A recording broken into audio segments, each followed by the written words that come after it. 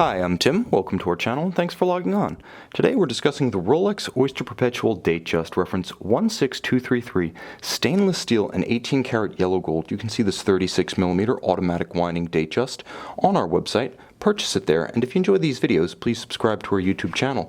You can also click on the card in the upper right hand corner of the screen at any time during this video to see our full listing for this watch with additional accessories included, high resolution images, and naturally full pricing details. Now on my wrist, 6 1/3 inches, 16 centimeters in circumference, you can see that this is very much the classical Rolex 36mm case, often seen on the Datejust and of course the day date. It has a larger stance because it's more cushion shaped than truly round. The watch is 36mm across the round of the case from 3 to 9 o'clock, not including the crown, but it's a fairly substantial piece of wrist real estate. 44mm from lug to lug, slightly more if you include the outcropping of the bracelet, just a little bit because it doesn't have solid end links, so it doesn't splay out like the newer watches. And then in terms of thickness, it's quite manageable. Being only 12mm thick, you can also see that with a stepped case flank, a conical and fluted bezel, and a nicely domed sapphire, this is a very easy watch to fit underneath a formal sleeve or dress cuff. It's really well suited to a broad range of wrists, and I would say right down to about 13 centimeters in circumference.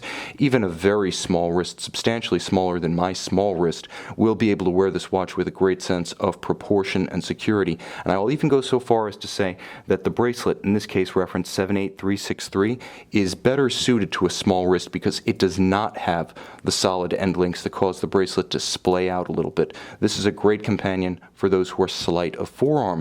But the bracelet is beautifully built, and you can see the alternating metal finish. It is polished on its absolute flanks. So on the very flanks, the bracelet polished, on the shoulder links, satin finish, and then down the center, polished 18 karat yellow gold. Now the bracelet remains crisp with outstanding definition of the Rolex 5-point coronet, all grained surfaces, metal, everything that you would expect essentially as it was delivered when this watch was new back in approximately 1996. It is a T serial number, remains present and accounted for right up to the sharp facets of the fluted 18 karat yellow gold bezel. Now the watch does have impressive heft. With its solid case back and its substantial combination of Rolex steel and 18 karat yellow gold, you feel like you're wearing a precious metal watch in many cases simply because the combination of bracelet, clasp, and case, although only 36mm, is so impressive, almost vault-like on the wrist. That's kind of the Rolex feel, if you had to describe it in a single sentence, vault-like. Now inboard of the stainless steel case, which is brushed on its hoods and satin finished on the hoods and polished on its flanks for distinction, you can see that this Rolex is fitted with a gloriously dramatic dial.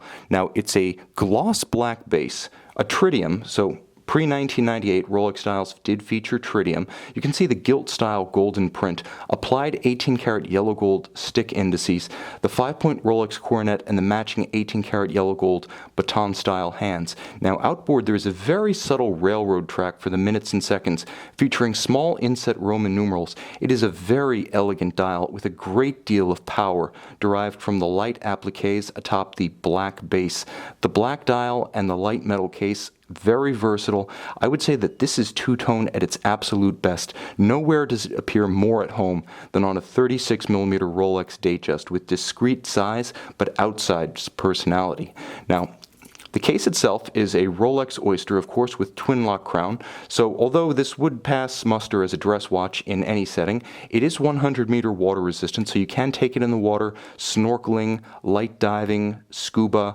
This is ready for fun in the sun as well as in the waves at the beach, so don't hold back. It is a true sports watch, and it has the heart of a sports watch with a Rolex 3135 automatic caliber.